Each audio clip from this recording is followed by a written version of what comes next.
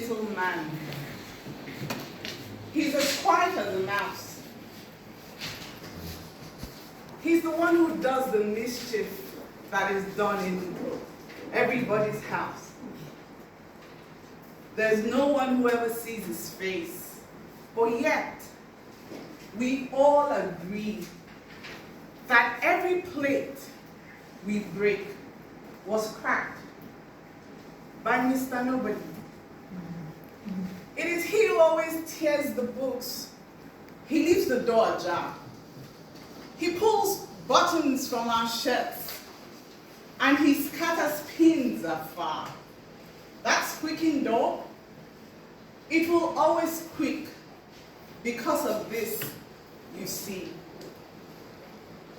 We leave the oiling to be done by Mr. Nobody.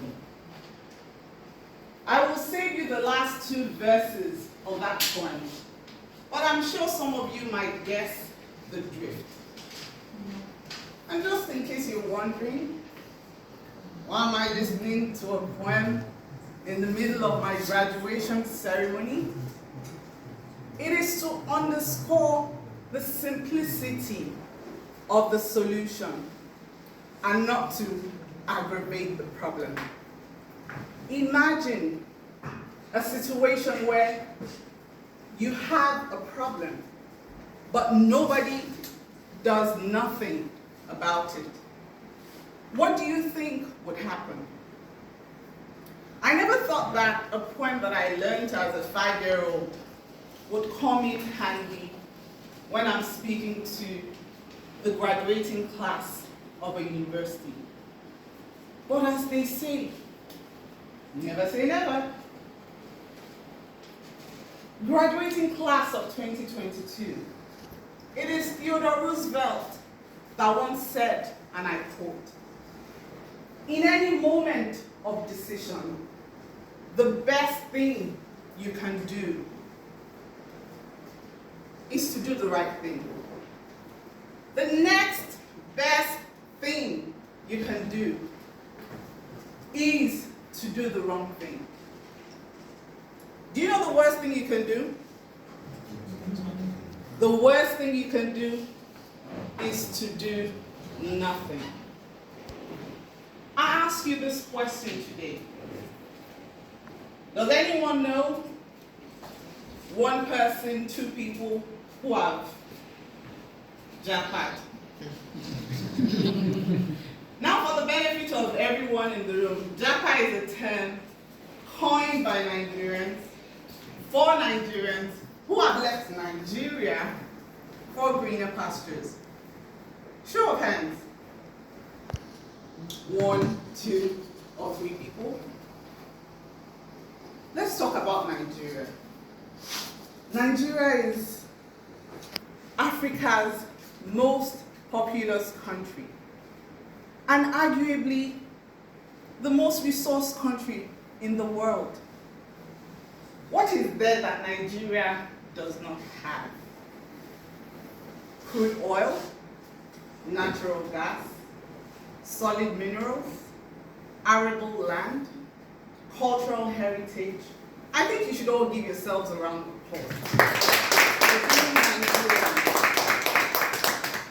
Tell me, is there anything you could be talking about in 2022 that Nigerians don't have? Athletics, sports, music, Afrobeats? Now let's move away from that portion and talk about the dark side. Nigeria is the second most poorest country in the world. The average Nigerian lives, or 50% of Nigerians live on less than $1 a day. Let me read out some metrics to you. In 2021, the Global Peace Index, produced by the Institute of Economics and Peace, ranked Nigeria 146 out of 163 independent nations according to its level of peacefulness. As of 2019, the US Trade Administration placed Nigeria's terrorism scale index at 8.31. In case you don't know, this index measures how peaceful a nation is. So if you're very peaceful, you'll be towards 0. If you are less on the other side or the opposite, you'll be towards 10. Nigeria sits at 8.31.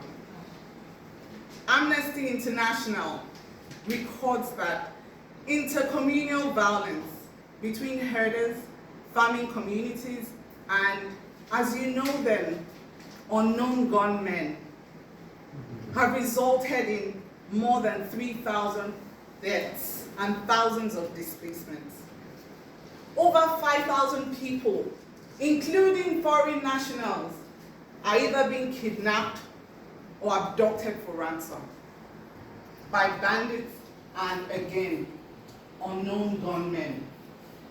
At least 1,000 students were abducted for ransom in 7 states, in 10 separate attacks. Industrial actions are the order of the day. Universities, hospitals, doctors, labor unions. At some point, the electricity company threatened to throw an entire nation of 200 million people into utter darkness. There's a plethora of issues in this country. Even at some point, the Nigerian police force protested on paid salaries. How bad can it really get? Graduating class of 2022, I ask you this question. If you left this hall and you came back home and your house was burning, literally on fire, what would you do? Something. You would do something. What would you try to do? Put out the fire. Good. So how then is the soul of this country on fire? And the best thing we can do is to migrate. I haven't said there's anything wrong with migration. What I'm saying is wherever you go, you would always carry a piece of Nigeria with you. You would always be an American of Nigerian descent. You would always be an African American. You would always be a black man, or as they put it, a person of color. You would always have to refer to your Nigerian heritage because you could never change who you are. You can only change where you live and, to a certain extent, the circumstances around you. I borrow the words of Asha in her song when she says, "There is fire on the mountain." Sing along with me. And nobody seems to be on the run. There is fire on the mountain top, and no one is running. Thank you. We need to do something for the soul of this country. Migration is not a solution. The same way you wouldn't come back home to your house burning and you decide, look, I'm going to go and buy a new house. Or I'm going to go and live with my cousins. You will put the fire out. Or at least you would attempt to do something. We love John F. Kennedy, but we ignore the poignant question in his speech of 1971, where he says, "Ask not what your country can do for you, but what you, each one of you in this room, can do for your own country." And graduating class, I tell you this, the first thing you can do for this country is to know your country. Know the history of this country like the back of your hand. If they asked you, what precipitated the Biafran War, how would you answer? How many constitutions pre-existed before we have the 1999 Constitution, what would be your response? What does the 1999 Constitution say about fundamental human rights? Can we all answer these questions about our own country confidently? The way we follow the participants of Big Brother Nigeria or the English Premier League. So to answer my question to you, know your country, know your history. The second thing I would say is to become a responsible citizen. Amaka sits down in a commercial bus, takes a pack of gala and some water, and when she finishes, she flings it out of the window. It rains 2 weeks after, the drainages are blocked, Amaka's house gets flooded, and then she blames the government. Tuji gets to the passport office. He needs a passport, but the queue is too long, I can't wait. He's able to give somebody something, and they tell him, just go and sit down in your car, we'll get your passport ready. And bingo.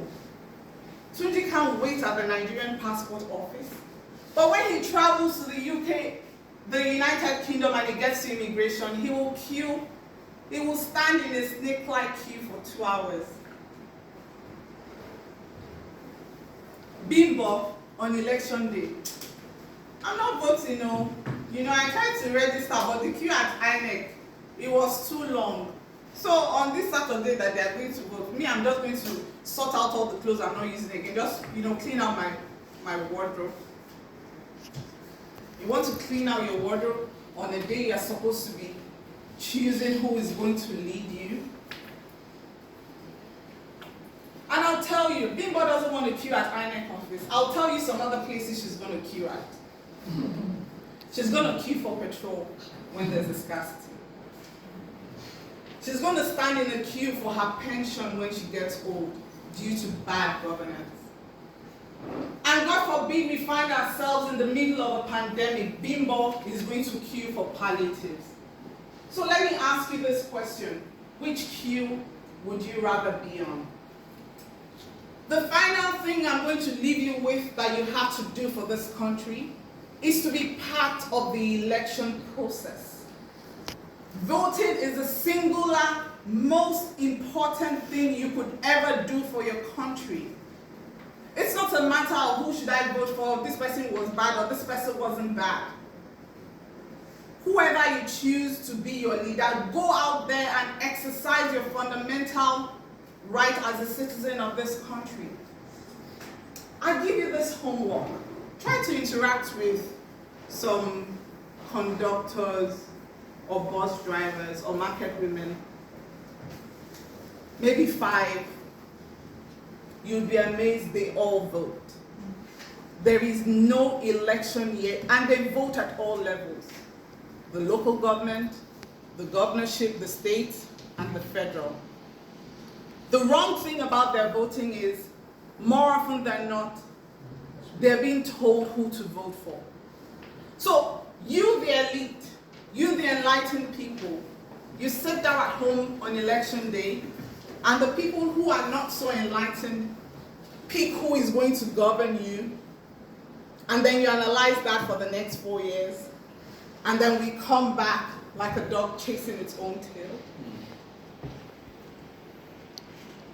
I urge you, exercise your right to choose who is going to become your own leader. Let us change the narrative of nobody doing nothing and expecting a miracle to somebody doing something and we get incremental benefits. Do you know the power of one? Just in case you're thinking, it's just me, only one person. I can't make the difference. Do we understand what one can do in a million? Think about it. In a 100-meter race, the winner comes, maybe clocks at 12 seconds, and you come at 11:59. That is the power. 1 second. 1. Ojam sets the score, the cutoff score at 200, and you score 199. Can you see the power and the value of 1 in a million? So I ask you this. Do you think you are that important one? I'm asking a question. Yes, sure. Yes. I challenge you to be that one that can make the difference. We're not a hopeless situation in this country. All of the countries that you go to, they tell you, go and do this exam, go and write this. They take the best. It's like a brain drain, like an organ harvest. They are harvesting the kidneys and the livers of this country, and we think it's funny. Nobody has even sat down to say, oh, this is the effect of this mass migration, this mass exodus. What's going to happen in the next 5 years? Because we're going to bear the consequences. Canada doesn't love Nigerians. They realize that they have an aging population. The youth of Canada don't live in Canada. They move to other countries because of the weather. Canada realized that if we do not solve this aging population problem, we are going to be in trouble.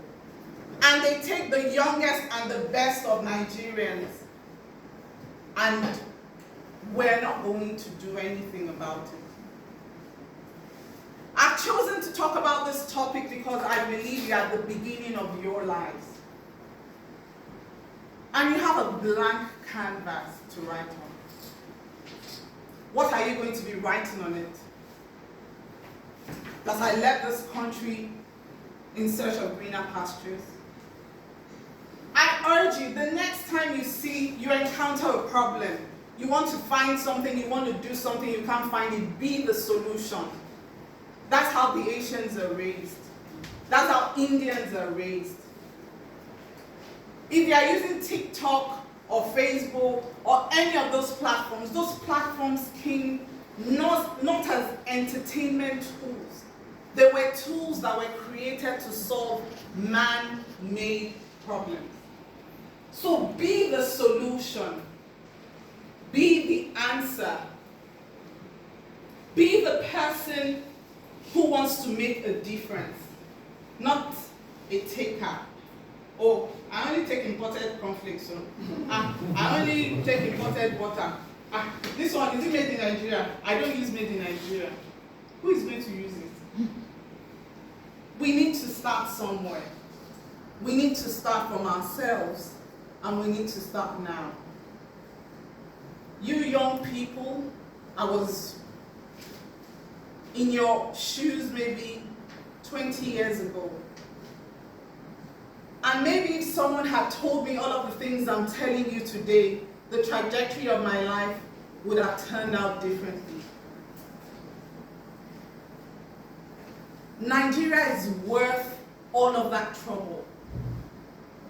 Nigeria is worth the fight.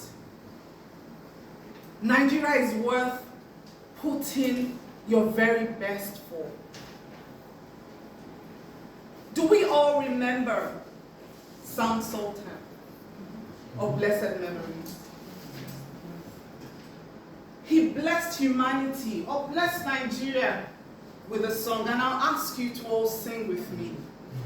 Ajo Dabile, no matter where you go, make you no forget area o, na Naija. Tí òde bá ti lè padà wálé o,